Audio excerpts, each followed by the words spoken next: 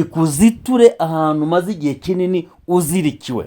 Imana ikuziture mu buzima umazemo igihe kinini urwanye nabwo, uhanganye nabwo, satani yarabukuzirikiyemo, ugasanga ugerageza gukora ariko ugasanga uraziritse, udufaranga ugasanga uratubona ariko tukaza ari nica nikize. Uwiteka Imana ikuziture mu izina rya Yesu Kristo, ugere ku byo utigeze ugeraho. Imana ikuziture 2026 ukubera umwaka wo gusingira, ukubera umwaka wo kwinjira mu bwiza buruta ubwo wari urimo, mu izina rya Yesu. Imana y'amahoro niguha umugisha kandi Imana ikugirire neza mu izina rya Yesu. Nyemerera dusome ijambo ry'Imana ry'ubuhanuzi, turiganire, turyumve, noneho turisengeremo mu izina rya Yesu. Umva iki ijambo ry'Imana rivuze rero. Yavuze ngo ni Matayo 21 ku murongo waho wa mbere. Hari amagambo avuga ngo bageze bugufi bw'i Yerusalemu bajya i Betifage ku musozi wa Elayono, maze Yesu atuma abigishwa babiri.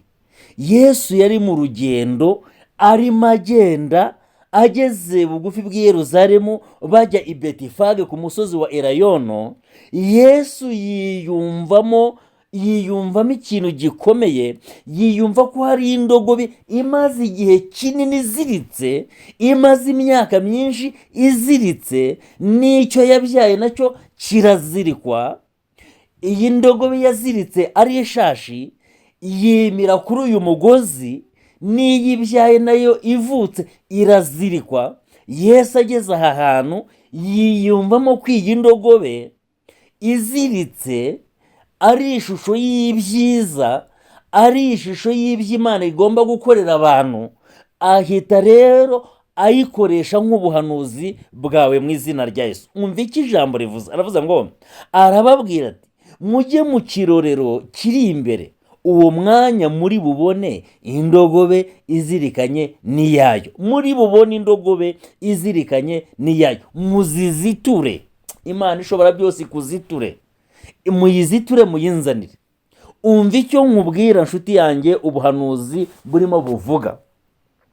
Iyi ndogobe yari iziritse, n'iyibyaye nayo ikazirikwa, ni ishusho ni umugani ugana kariho, ni ishusho igaragaza ubuzima bwa none. Uyu munsi nta ndogobe ihari, ariko indogobe mu isi y'umwuka irimo ivugwa ni wowe. Waraziritswe, uzirikwa n'umugozi ukomora ku babyeyi bawe. Ababyeyi bawe baraziritswe, nawe uvutse urazirikwa. Satani akubohesha umugozi yabohesheje ababyeyi. Niba batarize, nawe akubohesha umugozi wo kutiga. Niba bataratunze, nawe akubohesha umugozi wo kudatunga. Ariko umva ubuhanuzi nkuzaniye. Uyu mwaka 2026 ni umwaka wo kuziturwa, ukinjira muri gakondo yawe, ukinjira mu bwiza bwawe, ukinjira mu gukora kwawe, ukinjira mu mirimo mishya mu izina rya Yesu. Ijambo ry'Imana riratubwira ngo indogobe yabayeho mu buzima bwayo bwose iziritse, izirikwa na nyirayo, n'iyibyaye irazirikwa. Bishatse gusobanura iki mu buzima bwa buri munsi? Bishatse kutwereka ko hari igihe tuba mu buzima ugasanga ukorera umushahara, mu by'ukuri ukabyuka mu gitondo ujya mu kazi, ariko ugasanga umwaka urangiye uyu mushahara nta kintu uwukuyeho, uyu mushahara nta nyungu, ntiwigeze uhinduka, ntiwigeze wongezwa, ntiwigeze wirukanwa, ntiwigeze ugura igare, ntiwigeze ugura imodoka, ntiwigeze ugura na telefoni, ariko umushahara ugasanga uhora ari umwe. Ndimo ndashaka kuvuga ko Satani yaguhambiriye aha hantu, ariko umva icyo Uwiteka ahishuye rero.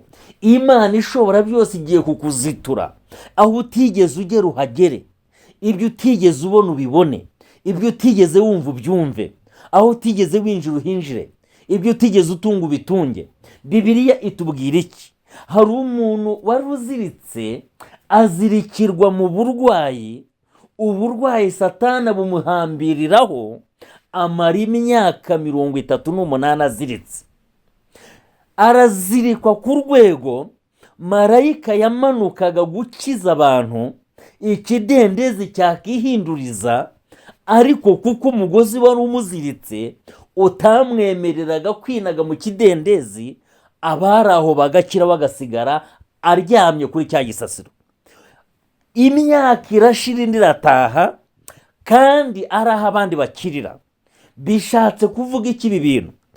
Hari igihe uba mu buzima abo muri kumwe bakuzengurutse ari abakire, ndetse mu yandi magambo ibyo baragerageza gukora bikunda. Ugacuruza nk'uko abandi bacuruza, we wacuruza ugahomba, abo bacuruza bakunguka. Umugozi ukuziritse ni umugozi w'ubukene, ni umugozi wo guhora usabiriza, ni umugozi wo kudatera imbere, ni umugozi wo kutanezererwa imirimo y'amaboko yawe. Umva icyo Uwiteka avuganye nawe. Imana ishobora byo imanuye imbaraga zo kukuzitura, ukinjira mu mugabane wawe, ukinjira mu bwiza bwawe, ukinjira mu cyubahiro cyawe, ukinjira mu gukora kwawe. Uyu muntu yamaze imyaka 38 yarabuze umuntu wamuzitura, yarabuze umuntu wamusunika, yarabuze umuntu wamushyigikira, yarabuze umuntu wamuha finansoma, yarabuze umuntu wamuha igishoro, yarabuze umuntu wamuzamura, yarabuze umuntu yahagararaho ubuzima bwe bugahinduka. Umva icyo ijambo rivuze rero. Umunsi umwe Yesu arahanyura, ngo amubonye amenya ko aryamye igihe kirekire, amubonye amenya ko yazirikiwe ku gisasiro imyaka myinshi, yasuzuguwe, yakubitiwe muri ubwo buzima, ngo amubonye yiyumvamo ko akwiriye kumugirira ibambe. Umwami nyir'icyubahiro azi neza ubuzima urimo, azi neza kugerageza gukora, ariko imirimo y'amaboko yawe aho kugira ngo umusaruro uboneke, ahubwo ugasanga amarira ni menshi. Ukora cyane ukinjiza bike, urara rwantambi ngo ugire icyo ubona, ugire icyo ukora, ugire icyo ugeraho, ushake nk'uko abandi bashaka, ariko ibyo uteze ugasanga nta kintu ufata. Uraruroba nk'uko abandi barara baroba, ukajugunya inshundura zawe mu mazi, ndetse ugacana amatara nk'uko abandi bayacana, ariko bwajya gucya wajya kureba icyo warobye, ugasanga abandi barobye amafi, ariko wowe warobye ibikeri. Umva icyo Uwiteka avugana nawe. Imana irakubwiye ngo irakuzitura, irakuzitura mu buzima umazemo iminsi, irakuzitura mu buzima umazemo igihe, irakuzitura mu buzima umazemo iminsi myinshi ugerageza gushaka gukora, ariko icyo ugerageza gukora ntigitanga umusaruro. Ubwo burwayi umazemo iminsi, Uwiteka arakuzitura, uhaguruka ugende. Ndimo ndashaka kuvugana nawe, ndimo ndashaka kuvugana n'ubuzima bwawe. Wageragezaga gukora ariko umusaruro ukaba muke. Uwiteka Imana ishobora byose 2026 aje kukuzitura, ugiye kwinjira mu mugabane wawe. Imana yigeze ibwira Kuro, iramubwira ngo yewe Kuro we, kuko nkuzituye nkakuziturira kuba umwami w'ishyanga rikomeye, nzakugenda imbere. Imana ishimwe cyane.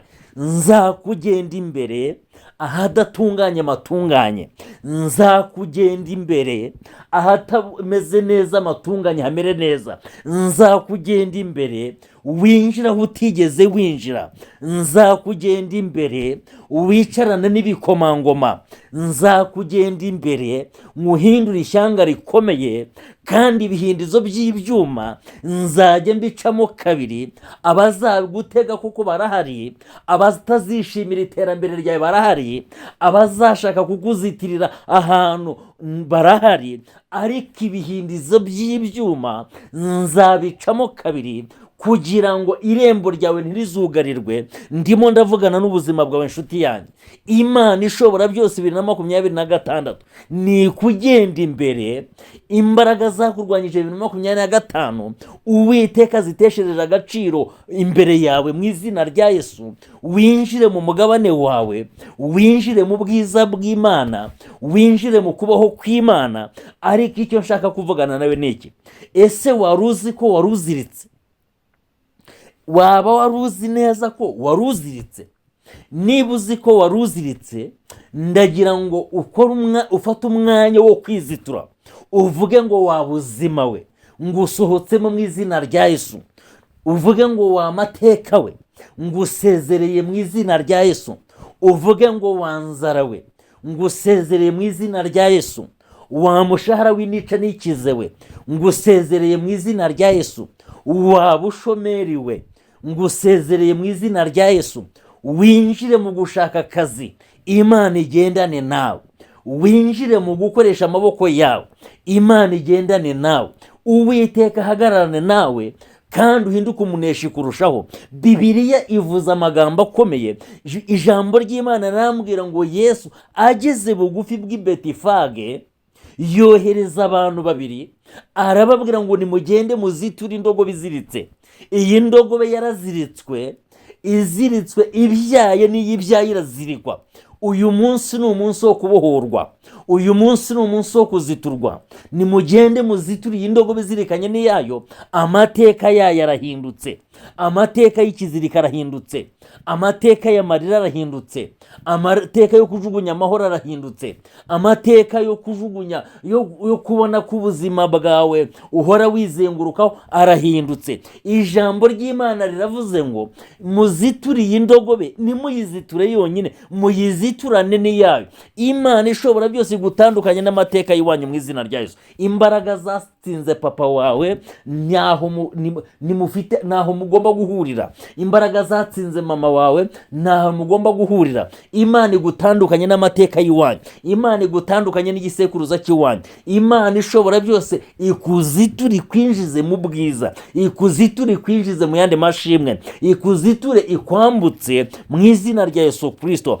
ijambo ry'Imana riramubwira ngo hari kurira kwararira umuntu, byashoboka ko warara uziritse, ngo ariko bwacya mu gitondo umugozi ugacika, bwacya mu gitondo impundu zikavuga. ndimo ndinginga Imana ishobora byose ikuremera impundu mu izina rya Yesu. 2026 ubu mwaka wo kuvuza impundu, ubu mwaka wo kugera ku mateka mashya, ubu mwaka wo kwandikirwa amateka mashya, ubu mwaka wo guhindurirwa ubuzima. ishobora byose Imana nyiricyubahiro ihagararane nawe nk'uko yahagararanye na Kuro. Imana ihagararane nawe nk'uko yahagararanye na Yosuwa. Imana ihagararane nawe nk'uko yahagararanye na Mose. Imana ihagararane nawe nk'uko yahagararanye na Eliya ku musozi w'i Karumeli. Imana ihagararanye nawe nk'uko yahagararanye na Elisha mu izina rya Yesu Kristo. Ukuboko kwiza kw'Imana gutwikira ubugingo bwawe. ndimo ndakubita hasi imbaraga iyo ari yo yose yaba yaragutsikamiye, yaba ari icyo ugerageza gukora cyose.